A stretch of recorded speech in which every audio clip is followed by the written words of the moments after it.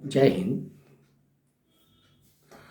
हम और आप मिलते हैं यूट्यूब डेली मोशन पर और बात करते हैं आओ अपने शरीर से बात करें। इस प्रकरण में हमने शरीर के बहुत सारे बातें करी हैं और अपने शरीर की व्यवस्थाओं के बारे में बात करते हैं। और आज हम बात कर रहे हैं, एक विषय शुरू कर रहे हैं कि हमारी जो शरीर है ना, इसकी जो त्वचा है, इसके नीचे जो ब्लीडिंग हो जाती है, कौन सी ब्लीडिंग? जो सबकुटेनियस कहलाती है। हमारी स्किन की जो लेयर पहली है, इसके बाद कई लेयर हैं, इसमें 2, 3, 4 लेयर हैं। अब इन 3 लेयरों में कम से कम अब होता क्या है कि जो अपर लेयर है, सबसे लास्ट की जो लेयर है, उसके अंदर जो ब्लीडिंग होती है उसके बारे में बात करेंगे कि वो क्यों और कैसे कैसे हो जाती है और उसके क्या क्या असर होते हैं। हमारे सबकुटेनियस ब्लीडिंग में हमारे बाहों पे यहाँ पे चकत्ते पड़ जाते हैं, लाल लाल लाल लाल, यहाँ पड़ गए चकत्ते, नीले पड़ गए, लाल पड़ गए, विभिन्न रंगों के पड़ जाते हैं। हमारे चेहरे पर तमाम तिल उग के आ जाते हैं और बहुत सारे धब्बे उभर के आ जाते हैं। बहुत सारे हमारे शरीर के अंदर सबकुटेनियस ब्लीडिंग जब होती है, स्वेलिंग हो जाती है, उसके अंदर रक्त भर जाता है, बाहर नहीं निकलता वो रक्त। वो ब्लीडिंग जो खून है वो स्किन से बाहर नहीं जा पाता, स्किन के अंदर भरा रहता है। वो सबकुटेनियस ब्लीडिंग कहलाती है कि जो हमारी त्वचा के पहली लेयर के अंदर ब्लीडिंग होती है। वो क्यों होती है पूरे शरीर में और किन किन अवस्थाओं में होती है और क्या क्या उसका प्रभाव होता है और कैसे रोका जा सकता है उसको, इसके बारे में हम बहुत अच्छी तरह से चर्चा करेंगे और देखेंगे कि वो किस किस बीमारियों का लक्षण है, उसका रिलेशन कहाँ कहाँ किस किस कमी से है, किस किस बीमारी से है और कैसे उसको हम ठीक कर सकते हैं। मामूली से सुधार से, दवाइयाँ ना के बराबर लेकर के हम उनको जहाँ के तहाँ ठीक कर सकते हैं। और चेहरे पर आने पर, ये ब्लीडिंग होने पर कई बार कुरूपता हो जाती है, कई स्पॉट्स आ जाते हैं, बहुत सारे आपने देखा होगा, आँखों के नीचे काले धब्बे आ गए, गालों पे आ गए, तिलक बन गए, तमाम चीज़ें ऐसी जो सबकुटेनियस ब्लीडिंग के अंतर्गत आती हैं। हम इन सब चीज़ों की चर्चा करना चाहते हैं आपसे और आप हमारे साथ जुड़े रहें। हमारे चैनल को सब्सक्राइब कर लें, ह्यूमन हेल्थ डॉक्टर जी चंद्र मिश्रा, यूट्यूब और डेली मोशन पर। तो हमारी आपकी वार्ता रोज़ होती रहेगी और आप इसे चैनल को सब्सक्राइब जरूर कर लें। तो इसमें हम बात कर रहे थे कि कैसे कैसे हम सबकुटेनियस ब्लीडिंग को देखते हैं।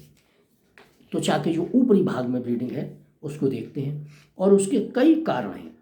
उन कारणों को हम आपको एक एक करके बताना चाहते हैं। एक तो इंजुरी, ब्लंट, किसी ने हमारे ब्लंट वीपन से, लाठी से, डंडे से मार दिया और उसके बाद उसमें लालामी उभर आती है ब्लंट वीपन से, या हम कहीं गिर गए तो हमारे अंदर जो दब चोट जैसे बोलते हो, दब चोट लग गई है तो बाहर स्किन के अंदर अंदर नीला साहा बोलते हैं, जैसे नीला साहा बन गया, नीले नीले धब्बे बन जाते हैं चोट जहाँ लगती है। तो वो अंदर ब्लीडिंग एक तो इंजरी से आती है कि कहीं पर हमारी चोट लग गई किसी तरह से, तो वो हमारा सबकुटेनियस ब्लीडिंग उसके अंदर हो गई और अंदर धब्बा पड़ गया और कुछ दिनों बाद वो ठीक हो जाता है, और ज़्यादा हो गया है तो खुल जाता है। तो वो एक तो इंजरी से होती है। दूसरी एक टाइप है, इनको अलग अलग लेंगे अभी तो हम एक इकट्ठा बता रहे हैं कि दूसरी है एलर्जिक रिएक्शन से, कि हमारे शरीर के अंदर हमारे कहीं चोट नहीं लगी, कुछ नहीं हुआ, लेकिन हमारे शरीर के अंदर चकत्ते उभरने लगे नीले या लाल रंग के, और वो शरीर में कई जगह उभरने लगते हैं क्योंकि हमारे जो हमारी एलर्जिक रिएक्शन के कारण होती है। शरीर किसी चीज़ के प्रति प्रतिक्रिया व्यक्त करता है, किसी दवाई खाने से या किसी चीज़ के जो हमें एलर्जी करती है उसको अगर हमने खा लिया तो एकदम वो लाल लाल चकत्ते उभरने लगते हैं, शरीर में स्वेलिंग हो जाती है, वो सबकुटेनियस ब्लीडिंग में आता है। तीसरा है कि अगर मान लीजिए हमारे शरीर का इन्फेक्शन हो गया ब्लड में कोई, और वो इन्फेक्शन किसी तरह से इतना ज़्यादा हो गया कि वो हमारे स्किन के अंदर अंदर फैल रहा है, तो उसमें भी हमारे चकत्ते शरीर पर जगह जगह उभर के आ जाते हैं।